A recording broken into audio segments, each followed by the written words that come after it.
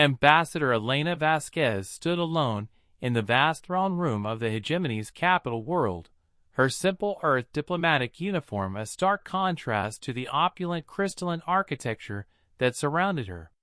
Above her, Emperor Zalthmore lounged on his gravity-defying throne, his 12-foot frame adorned with the technological marvels that symbolized his empire's dominance over 47 star systems. So, the Emperor's voice resonated through bioacoustic amplifiers that made every word feel like thunder. The humans have finally decided to grace us with their presence. How quaint! Elena's expression remained perfectly neutral despite the insult. Behind the Emperor, holographic displays showed the hegemony's latest conquest, the peaceful agricultural world of New Geneva, where 2 million human colonists had been enslaved to work the Empire's mining operations. Your Imperial Majesty, Elena began, her voice carrying clearly across the cavernous chamber without technological enhancement. I come bearing a message from the United Earth Council. Emperor Zalthmore's mandibles clicked in what his species considered laughter. Let me guess, another plea for mercy. Perhaps an offer of tribute in exchange for the return of your pathetic farmers? No, Your Majesty. I bring a warning. The throne room fell silent except for the subtle hum of the Empire's vast machinery. In the 3 centuries since the hegemony had begun expanding across the galaxy, no species had ever delivered a warning to Emperor Zalthmore. They begged, they negotiated, they surrendered, but they never warned. A warning? The Emperor leaned forward, genuinely curious. From a species that has exactly 7 colony worlds and no significant military fleet? This should be entertaining. Elena reached into her diplomatic pouch and withdrew a simple data pad, primitive by galactic standards, but functional. The Earth Council wishes me to inform you that your actions on New Geneva constitute a violation of what we call the Geneva Conventions. More specifically, the enslavement of civilian populations. And we're asking you to stop. Emperor Zalthmore's laughter shook dust from the chamber's highest reaches. Or what, little human? Will you file a complaint with the Galactic Trade Commission? Perhaps organize a strongly worded petition? Elena's eyes never left the Emperor's face. Or we'll make you stop. The threat was so absurd that it took several seconds for its implications to register. The hegemony commanded fleets that could glass entire planets, armies equipped with reality-warping weapons, and technologies that could manipulate space and time itself. Earth had exactly 12 interstellar vessels, most of which were converted cargo haulers. You would go to war with us? The Emperor asked, his voice dropping to a dangerous whisper. Over a single colony world?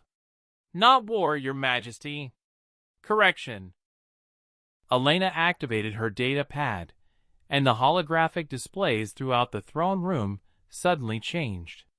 Instead of showing hegemony military assets, they now displayed Earth's solar system. But something was wrong with the imagery. What is this? Emperor Zalthmore demanded. These are real-time feeds from your own surveillance satellites, Elena explained calmly. As of 6 hours ago, every asteroid in our system larger than 50 meters has been fitted with crude fusion drives. The Emperor stared at the displays in growing alarm. Thousands of asteroids, from tiny rocks to planetoids the size of mountains, were now showing energy signatures consistent with primitive but functional propulsion systems. The thing about humans, Your Majesty, is that we're very good at making do with what we have, Elena continued. We can't build reality-warping weapons or manipulate time, but we can strap rockets to rocks and point them in the right direction. You would threaten civilian populations? That makes you no different from... Oh no, Elena interrupted quietly. These aren't aimed at your worlds, Your Majesty. They're aimed at your trade routes. Every single shipping lane between your core worlds and your outer territories. We've done the math very carefully. Emperor Zalthmore's biomonitors began registering stress patterns as the implications became clear. The hegemony's empire was vast, but it was held together by commerce and resource distribution. If thousands of high-velocity asteroids suddenly appeared in every major shipping lane, you would cripple galactic commerce for one colony?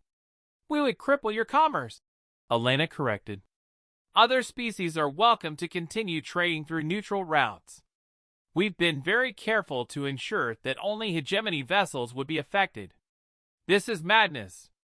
The economic disruption alone would cost your empire approximately 40% of its annual revenue, yes. We estimated it would take about 18 months before you'd be forced to release non-essential territories to maintain control of your core worlds. Elena paused, letting the silence stretch. Of course, there is an alternative, which is release the colonists on New Geneva. All of them. Immediately. Emperor Zalthmore's claws scraped against his throne's armrests, leaving deep gouges in the exotic matter construction. You cannot be serious. Your Majesty, in our brief history with interstellar relations, Earth has made exactly 3 requests of the hegemony. The return of our people from New Geneva is the third. And the first 2? Elena's smile was barely perceptible, but somehow it made the Emperor's blood run cold. The first was that you not attack our colonies. The second was that you not enslave our people. She tucked the data pad back into her pouch with practiced efficiency. We're generally a reasonable species, Your Majesty, but we do learn from experience. This is extortion. This is communication, Elena replied. The same way a neutron star communicates with anything that gets too close to its event horizon. We're not asking you to understand us, Your Majesty. We're just informing you of the natural consequences. Emperor Zalthmore stared at the holographic displays showing thousands of weaponized asteroids, all equipped with targeting systems that had somehow bypassed his empire's most sophisticated detection networks. How long do I have to consider your communication? The asteroids begin moving in 72 hours, Elena said simply. But the choice, as always, remains entirely yours. As she turned to leave, Elena paused at the chamber's entrance. Oh, and Your Majesty? If you're thinking about striking Earth preemptively, you should know that we've shared our asteroid modification techniques with several other species who've expressed interest in improving their defensive capabilities. The throne room doors closed behind her with a soft hiss, leaving Emperor Zalthmore alone with the knowledge that somewhere in the galaxy, a species had just casually threatened to bring down a galactic empire using nothing more than rocks and mathematics. In his private chambers that evening, he drafted the order for New Geneva's immediate evacuation. Some warnings, he realized, were worth heeding.